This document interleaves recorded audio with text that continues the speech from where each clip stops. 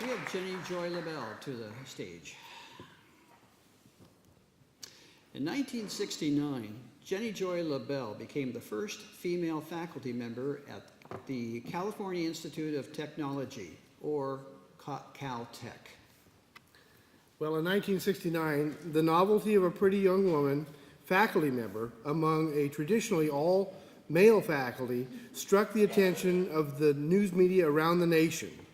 Reporting from all corners of the country had a real goofy slant, rife with what today might be awkward signs of those times, but the times were changing, and Jenijoy was on the spear point. For those who are not aware, Caltech in Pasadena is the world's foremost institution in the areas of jet propulsion and seismology, and has more Nobel Prize winners than any other university. Among her faculty colleagues are some of the world's brightest minds. She can give examples in a few minutes. In 1974, she was unanimously recommended for tenure by her department faculty. But this question of tenure began a 5-year battle at Caltech. The chairman of the Humanities and Social Sciences Division informed Jenijoy that her tenure was denied due to lack of scholarly productivity, even though 2 men with fewer publications had just received tenure. The literature faculty protested, and an outside arbitrator was brought in. Jenijoy agreed to follow the verdict of the arbitrator. She assumed that the chairman had made the same agreement. When the arbitrator ruled in favor of Jenijoy, the chairman denied that he had made any agreement and again refused Jenijoy's tenure. Jenijoy asked tenure again after one of her books was published. Again, tenure was denied. This time, Jenijoy filed a complaint with the Equal Employment Opportunity Commission. In 1977, this commission found in her favor, charging Caltech with discrimination. This commission also discovered that Jenijoy had been paid less than her male colleagues of equal rank. Jenijoy met with the university trustees, where a settlement was reached. In April 1979, Jenijoy La Belle became the only tenured woman on the Caltech faculty. Her story was published in Look magazine.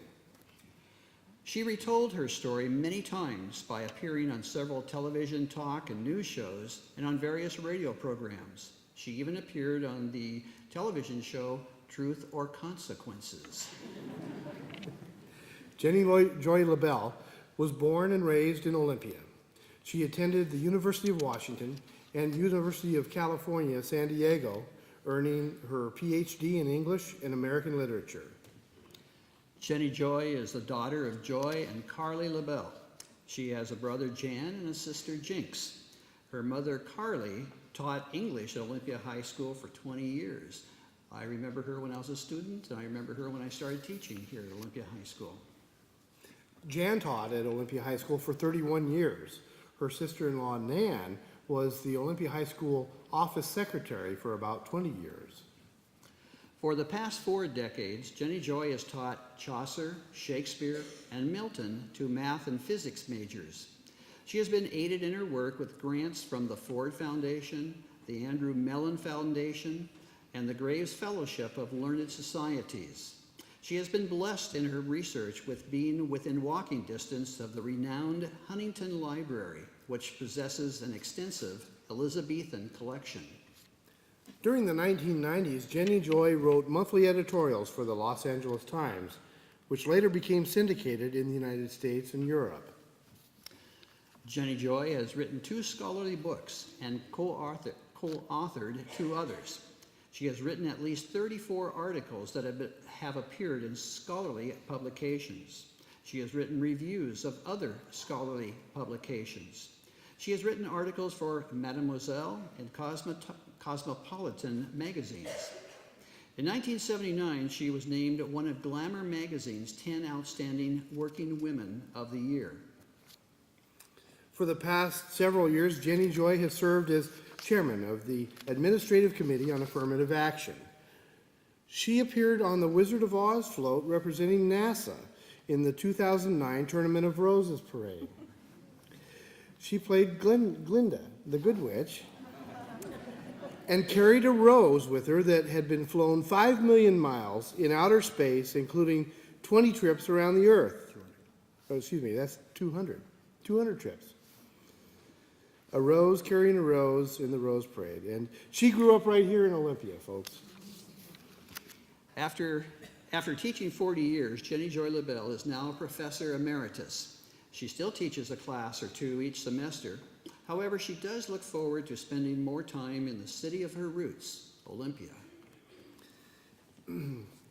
Jenijoy La Belle, Professor Emeritus La Belle, for your great accomplishments throughout your career and recognizing the important ground you broke in the area of gender equality, largely that for employment opportunity and for the truly fine person that you are.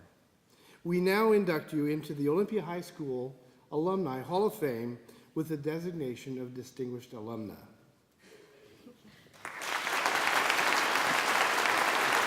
Would you go over and unveil this is her. I think it's this one. Take a peek at it first. It might be the wrong one.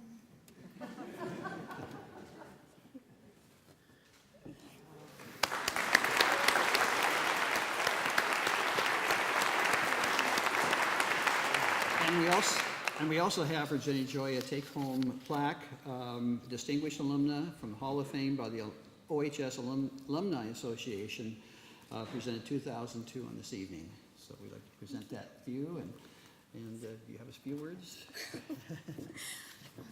You know more about my life than I remember. So. Charlie, when I sent those pictures, I thought they were for your personal delectation. I didn't know that you were going to blow them up. Anyway, and Bill, all those years of Latin, so you should call me a professor emerita. I think that...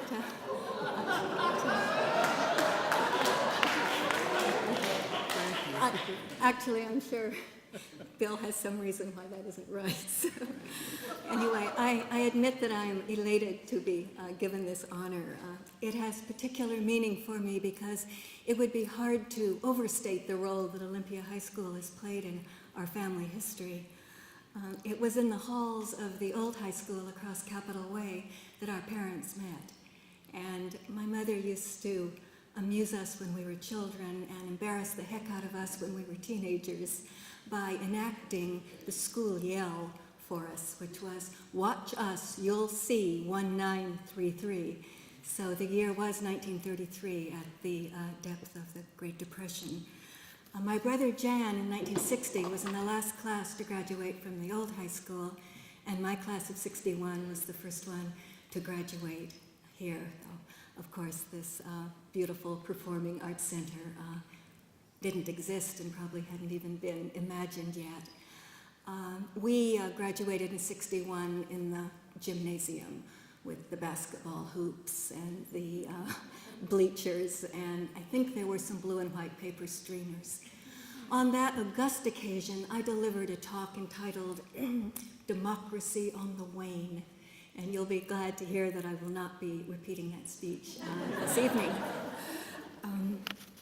But I'm very much to be glad back on this location where where memories and family connections intertwine. As Charlie and Bill were saying, if you add the years together, my mother and my brother taught here for over half a century. My mother, Carly La Belle, taught literature. In her classes, she would become joyously lost in poetry and lead her students in ever-widening circles of words. And my brother, Jan, taught special education for over 3 decades. I'm sure it came as no surprise to anyone who knew me in high school that I became an English professor. During those years, I was always desperate for any mention in the local paper, for winning some minor essay contest or for being on the honor roll.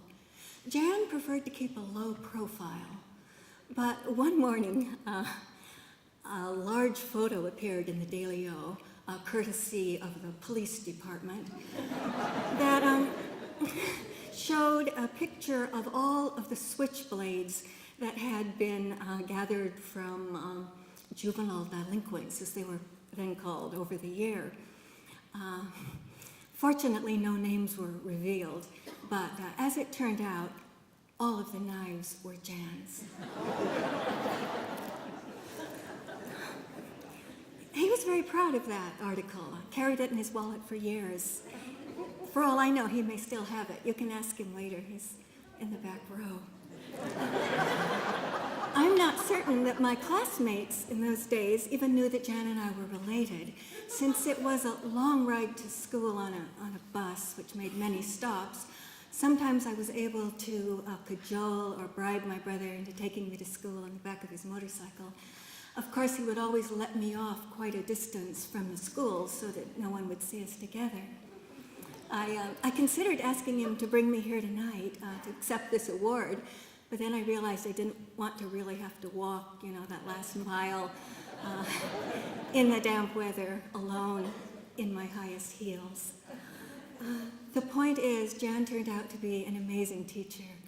Whether he was designing and building study shelters with his students, or picking apples with them, or planting trees, or building beautiful hiking trails in various forests all over the state, Jan treated his students with humor and honesty, with respect and warmth, and they reciprocated.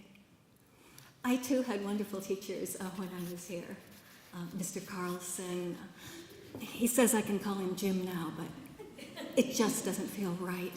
So, Mr. Carlson and Miss Betty, who was our Latin teacher then, and Mrs. Cast, and Mr. Meggs and Mr. Mollusky, and Mr. Tardif.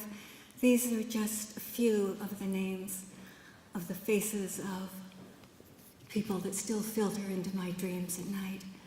What I remember about my teachers is not so much what they taught me as the way that they made my mind buzz, and that my brother and my mother carried on this tradition of excellence makes my heart stand still with pride.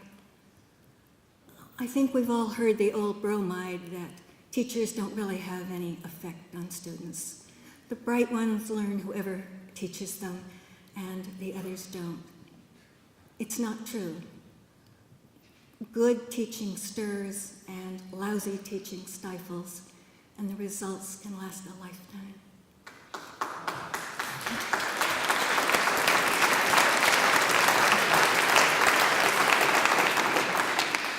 As long as my mother was here, she would see to it that the very best science and math senior at Olympia High School every year would apply to Caltech, and I was always thrilled to have in one of my university classes a graduate of my alma mater.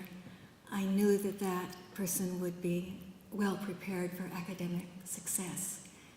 And so, as the daughter and sister and former pupil of inspired and inspiring teachers, I accept this award with intense pleasure.